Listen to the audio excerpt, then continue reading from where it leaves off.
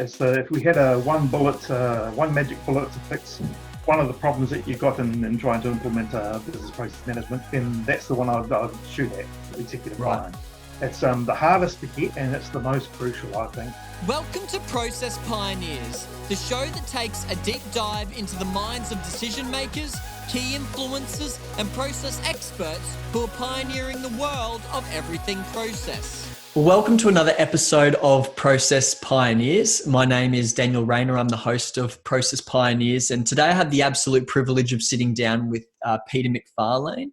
Now, Peter is a business process consultant, also goes by business process analyst, depending on the role that he's in. Currently working for the Ministry of Education over in New Zealand, and over the last 15, 20 years has got quite an extensive background working with different or various departments of government in New Zealand. So I'm really excited for today's interview. Peter's going to bring a lot of value to us today. So Peter, thanks for joining me. Thanks very much. Great to be here. Great. So obviously that was a very quick introduction to what you do and what you've done. But maybe if you can take us on a journey all the way back to when you were first introduced to business process management, and then take us on a journey leading up to where you are today. Yeah, sure. It probably goes back a bit further than that because I went to first of all went to university in Otago, and basically I got invited to a 3-year party, and they gave me a degree at the end of it. Because it was a great time, but I didn't really get too far out of it. The subjects where I enjoyed the lecturers the most, so ended up doing a major in geography. That was fine, and then I ended up working at sea for quite a while on foreign fishing trawlers for the New Zealand Ministry of Fisheries, and that was great. So on all sorts of different ones, and that's sort of the first part of the process that I really came across, because you got a production line there of processing fish at sea. And that had all sorts of different things about it, about how the fish would be put into the fish pounds, they call them, where they process the fish, and then onto the belts and various things where they do different treatments for particular species and so on like that. And that part of our role there was to analyse that process and to see where the weak points would be, where they might be losing fish that wasn't coming off their quota effectively. And the conversion factors too. So, how much is a kilo of fillets in real whole fish? Right. So that was quite an interesting way to start, and I didn't really see myself going in the process way from there. But then I worked at a couple of other places, Railways New Zealand, and then into a shipping company, Straight Shipping, which is now one of the ferries that goes across the Strait, Bluebridge. Right. That was, I was looking after the Wellington terminal, and it sounds quite highfalutin that really, but it's a single charge job really, driving a forklift and taking sales calls and all sorts. So that was quite interesting, and there's various process stuff that happens there because you've got to load a ship, and that's quite an interesting, complicated thing in itself, because you've got maritime dangerous goods on board.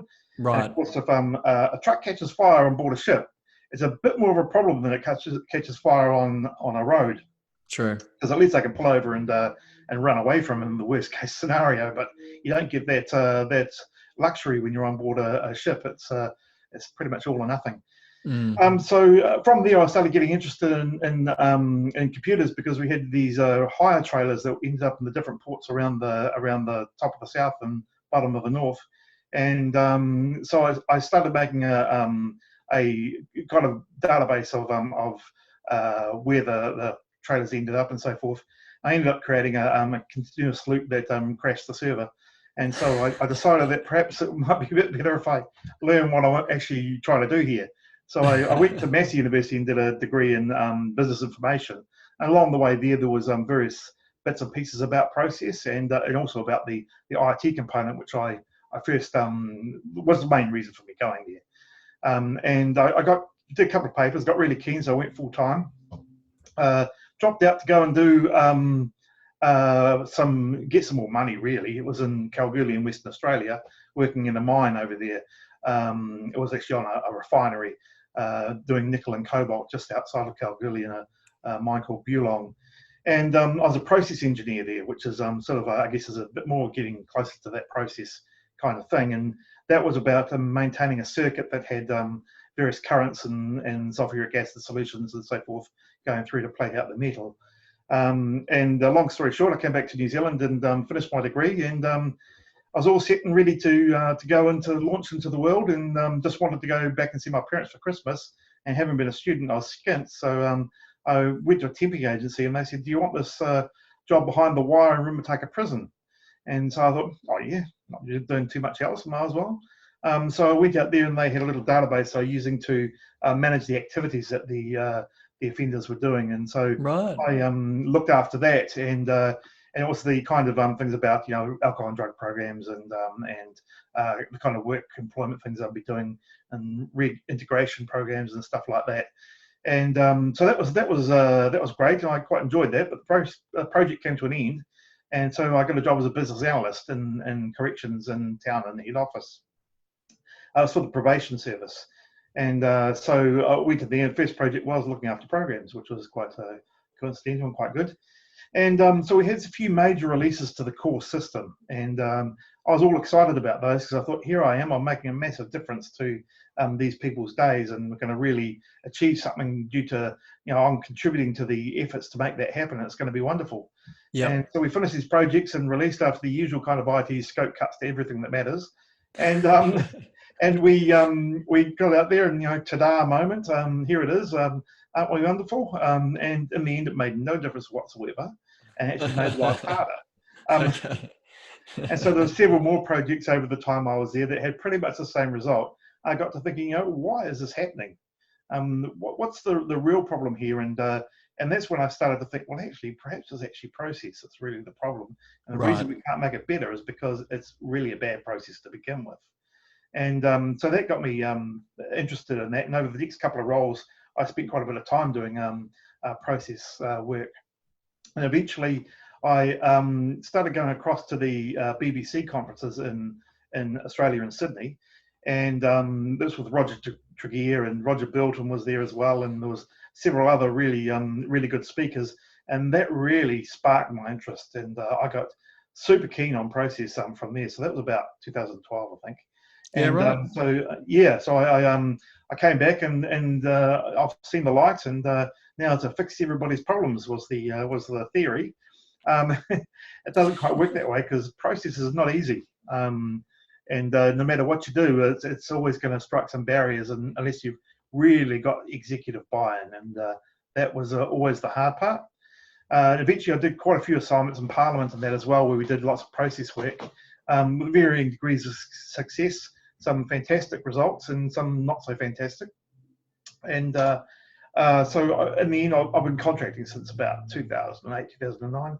And since then, I decided to go out and start consulting. Of course, my timing was pretty poor because I started in January, and then we had lockdown in March, just when I was getting some traction and starting to talk to people about some engagements. So everything went into lockdown, and I've been stuck in there ever since. And I took the role at Ministry of Education just to get the wheels moving. It's a standard contract rather than consulting role. But in the meantime, I'm still doing some bits and pieces in preparation for getting up there and solving the world's problems without a cape. That's great. And I think it is, there is a particular mindset or I guess that a process practitioner has that, over the number of interviews that I have done, it seems to come up that they kind of they fall into that role of process management, like they're in some other role but they have a very process-centric way of viewing how things work, how things operate, and also, I guess, a desire to improve it and to look for, well, how can we improve that? How would you talk to that about how, is it a mindset, and what have you seen? Yeah, totally agree. It's never something I dreamt that I'd ever do. In fact, if you had said that I was going to be working in process even as long as 10, 12 years ago, I probably would have rolled my eyes and said, oh God, I'm not going to do that boring stuff. But it's kind of like you trace things back up to the root cause, and when you're a business analyst, and that's what happens really. You find that actually most of the time it's process that's at the core of most of the problems. If you can do something there, you can get some real progress for an organisation. Yeah, that's good. And I know that, like, before we started the interview, you mentioned that you're involved with your rugby club. I can see that you've got some guitars sitting behind you there. So it sounds like you've got a number of different hobbies or interests that you're involved in as well. Now, this is a bit of a curveball question, and I have asked it once before, but is there any sort of link or parallel between like music, say, and the process world, or the work that you're doing with rugby and process? Is there any sort of similarities there? Yeah, I think so. Music, probably not so much, because pretty much I just muck around, really. Yeah. And I can't really say there's any particular objective of mine when I sit down to do something. But with rugby, there certainly is. I'm currently deputy chair of the rugby club, and I'm taking over the chair very soon. And basically, the organisation that I'm in, the rugby club, is almost a case study in process management. Right. Because there's so many process issues going on, and lots of people issues, which in the real world, when you're working in a government department or a private company or whatever, you can't divorce the people issues and the process issues and all the other stuff that comes along. And this organisation is exactly the same. We've got people in roles that aren't suited to those roles, and we've got roles that are empty that need people in. We've got a lack of engagement with our players in some ways, and got relationship issues with vendors and sponsors and all of that kind of thing. So really, it's very much like I'm the guy that gets to say we need to fix these processes. So at least it's one barrier moved. There's no executive buy-in to get.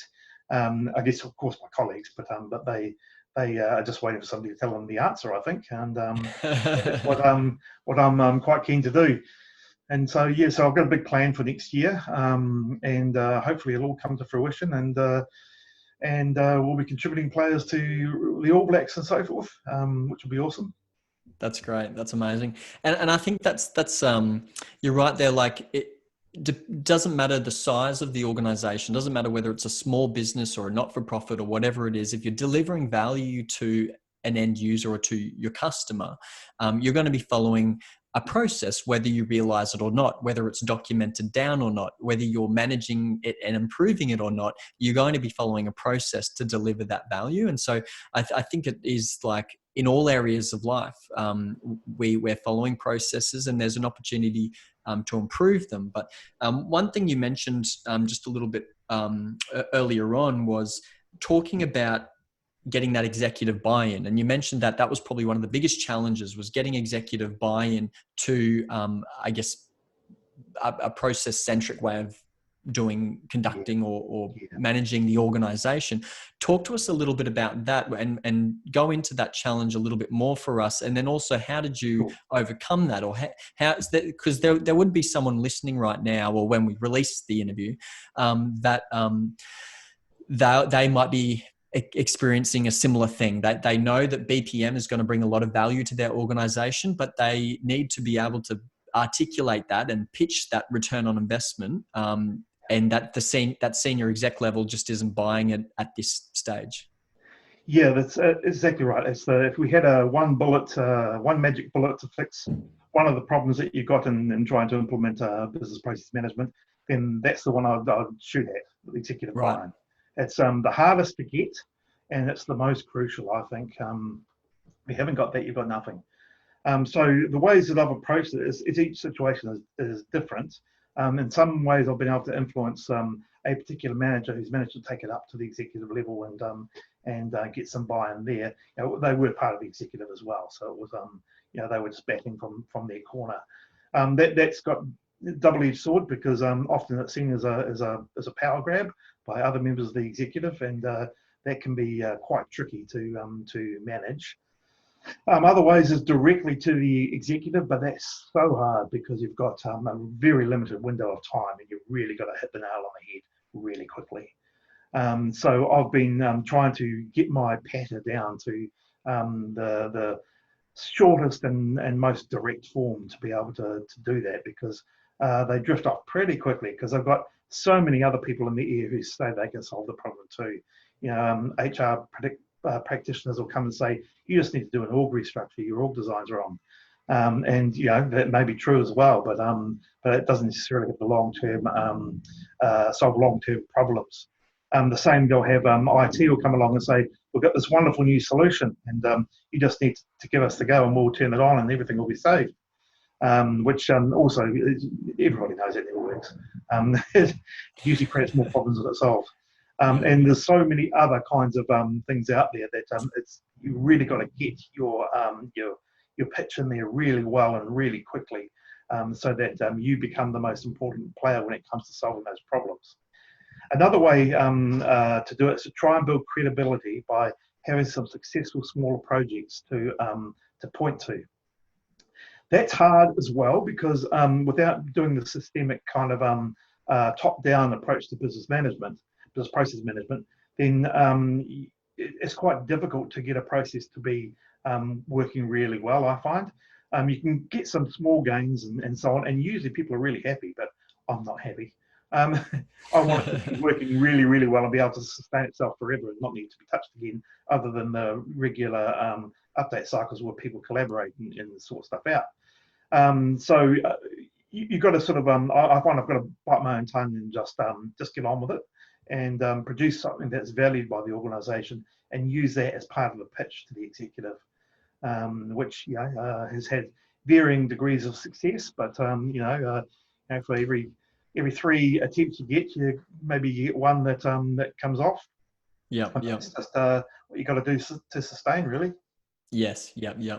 And apart from them, I guess, seeing previous wins, like small examples of how it can deliver, like business process management can deliver value, what else do they want to hear, and what else do they need to hear to I guess, have that shift in mindset from this is a distraction, this won't deliver real value. There are some organizations out there that they've embarked on a BPM journey, have done all this process sort of documentation, written it all down, only for it to just sit there, collect dust, and there's no sort of like continuous improvement. So, there are some organizations or some senior leaders out there that have been a bit burnt by it. But I guess when pitching it to them, what do they need to hear, or what do they want to hear from you?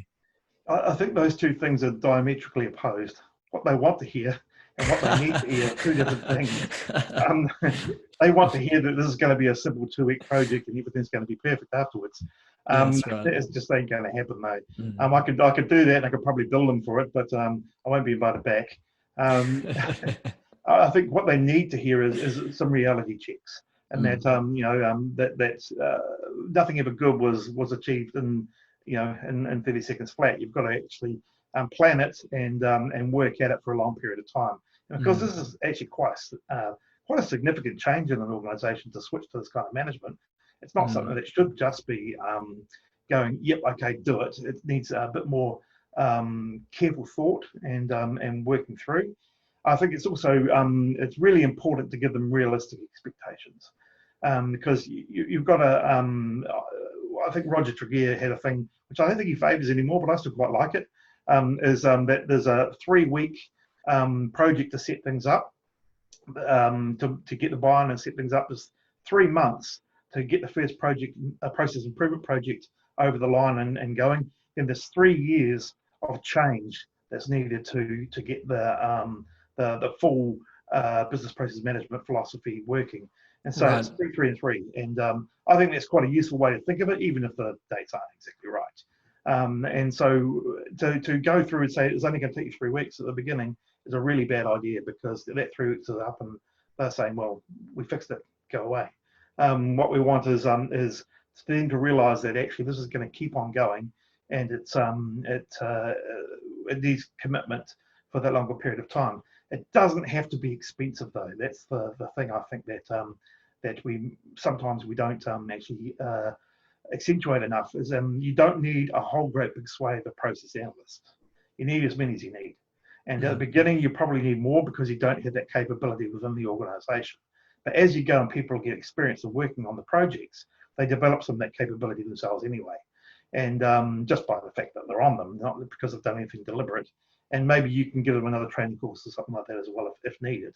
But you're starting to be able to move from that being a capability that you bring into the organisation to do things for you, to one that you've got internally yourself, and then that takes over and complements the other work that they do. It doesn't mean that there needs to be extra resource for that. It's not another couple of lines in somebody's job description that needs to be funded. It's actually just a different way of doing the work rather than another layer of activity, which sometimes people do think that's what it's going to be.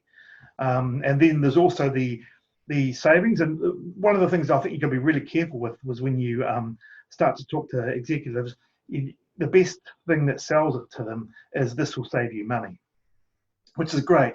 But I don't think that should be the central purpose of doing your process management. Saving money is good, obviously, but it's actually is not necessarily the only changes that you want to do. If you start with that kind of myopic view of we're doing this just to save money, then you end up making a whole lot of false economies about staff turnover, about all sorts of other things that really should be thought about a bit more carefully than just the dollars, because some of them are strategic investments that you can't put a price on, and you need to be careful you don't cut them off at the knees. Right. And talking about, I guess, return on investment, or what you can, or the value that can come from BPM, do you have any examples of where an organization or department has implemented a BPM approach? They've stuck at it. They have lasted the 3 years or the however long to get it to finally see it have legs, and then to start really seeing some key wins or some big wins from it. Do you have any examples you can share with us where you've seen it being put into action and it's been quite a success? Yeah, I no longer work there, but one of the organisations I was working at, they're still doing it today. I'm not entirely sure how successful they are at it. I keep on checking back in with the projects I did under the BPM umbrella are still working, and apparently they are.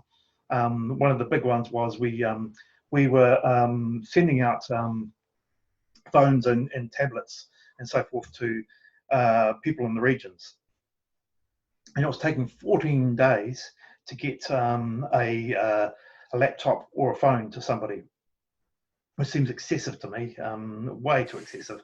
I tell people that I could jump into a rowboat, row to China, assemble it, row back, and drop it off at the office. In that time, it's probably a bit exaggerated, but I'm that good at rowing. But it's quite a ridiculous time frame. So by looking at the process and working through a whole series of things, we had 2 vendors involved who weren't playing nicely with each other.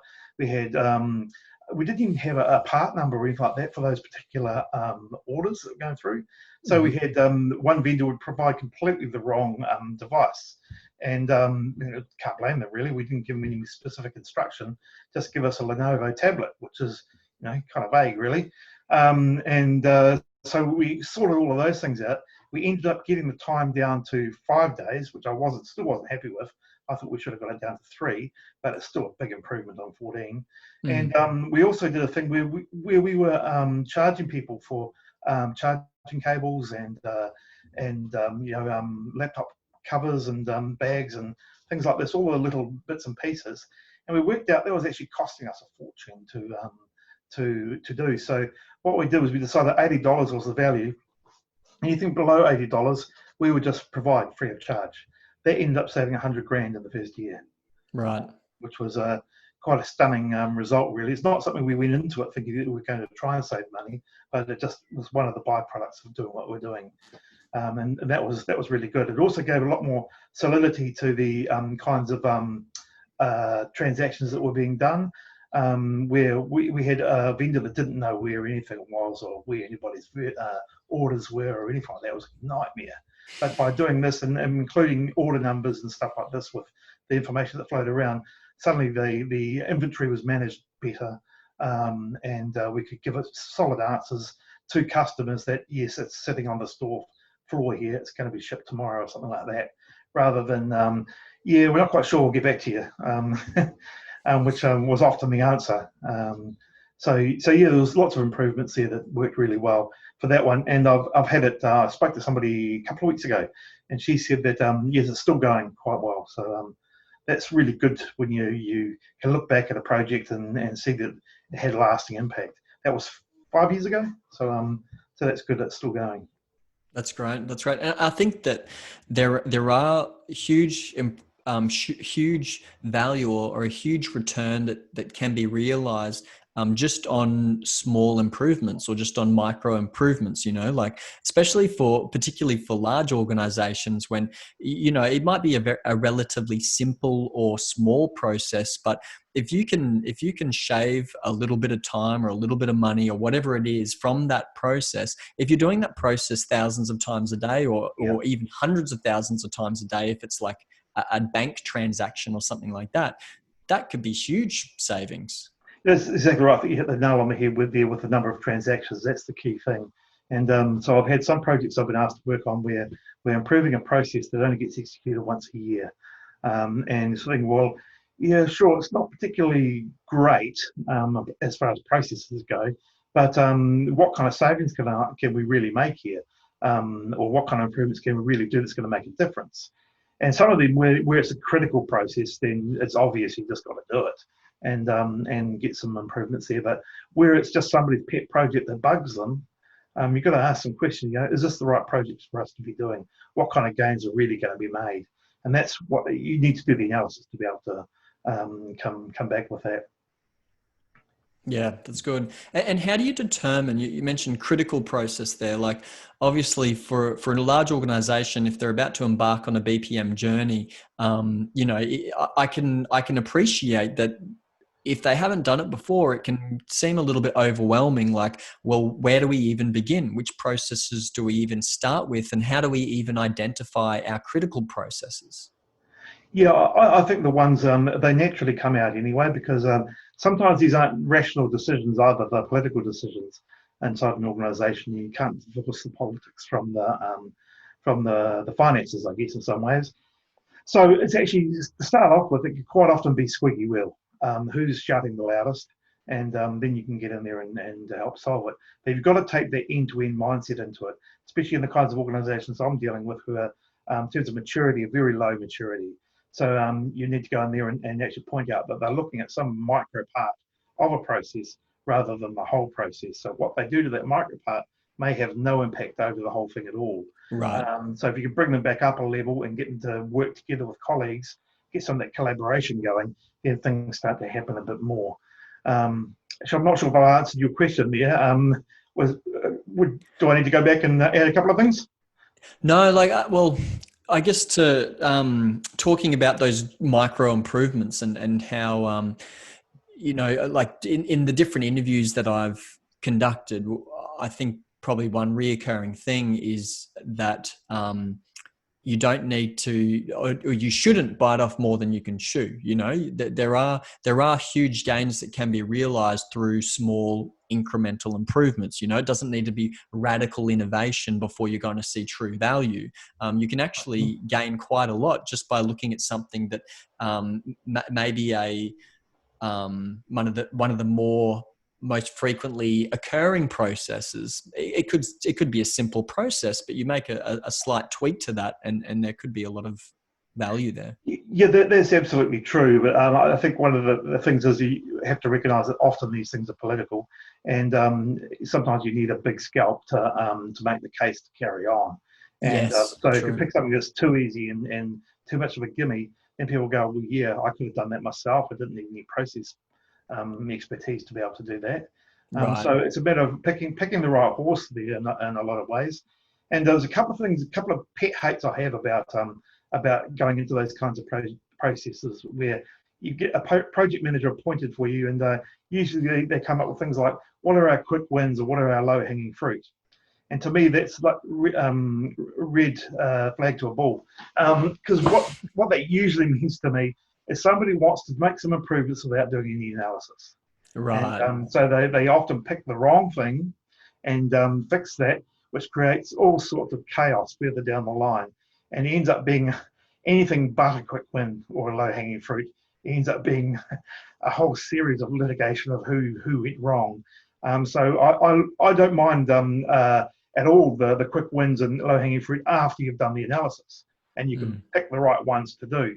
But if it's we want to skip the analysis and just do a few things, then that really rankles with me, because so often I've seen it, so often it's ended in disaster. Yes, right, right.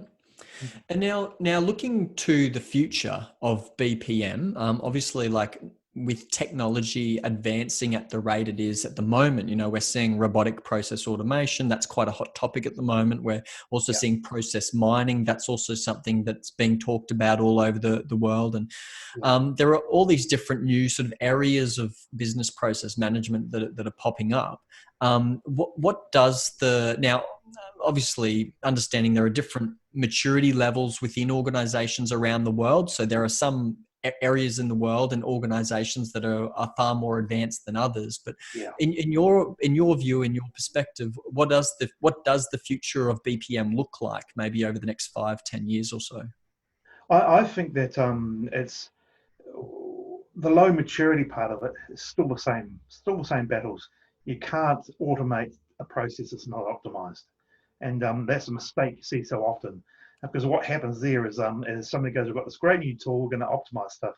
We've got CRM, Microsoft Dynamics, or something like that, and we're going to automate everything and have these workflows that do stuff."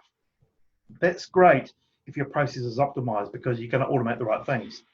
What doesn't work is when you try to automate something that's already broken. You just get to the problems quicker and create bigger messes. And so I think that to get up to a point of maturity first, and then start to look at automation and mining and all those other kinds of things, is essential. I think we can't get away from that. And there is no magic bullet that means that people don't need to take responsibility for getting business process management up and running properly first. Because what I've often seen in projects I've worked on as a business analyst is there was no process management done in the first place, and no process analysis at all. And so what ends up happening is something that looks like a simple IT project actually isn't, because you end up resolving through requirements all of those process shortfalls anyway, and fixing them. But you're not doing it with a wider lens either. You're doing it with the lens of what this particular piece of software wants to do. And so it's not even necessarily that great for the organization. So I think Right. it's absolutely critical that we get those foundations of implementing business process management first, before we jump to the technical solutions and the mining and all sorts of other things that come after that, which I love the day when I can do that. But at the moment, the organizations that I've worked with in the last while, and I see I'm probably still going to be working with the next while, are just not at that level yet. Yes, yes. And for someone listening right now, they've been listening to our conversation over the last 30 minutes or so, and maybe they're also within an organization that has a low maturity level. Maybe the idea or the topic of business process management is new to them and new to their organization. Where would you point them to, I guess, continue that learning? Are there particular resources out there? Are there particular like key influences? I know you've mentioned Roger's name a couple of times, and Yeah. where would you point someone if they wanted to learn more? I think yeah, absolutely Roger is would be my first recommendation. He's got a couple of books out. There's also Reimagining Management, which I think you can download for free from his website, Yep. and Reimagining Management, I should say, not imagining. Mm. He does various online video things as well. So you pick up on any of those, and that will certainly give you a few things to think about. Roger Belton also, I think he does more paid courses these days, but he also has some great stuff to contribute. He's looking at stuff more from a business architecture kind of view, which I Right. think actually is just a point of crossover with business process management, because there's so much in both domains that are similar, that it's well worth getting that perspective too.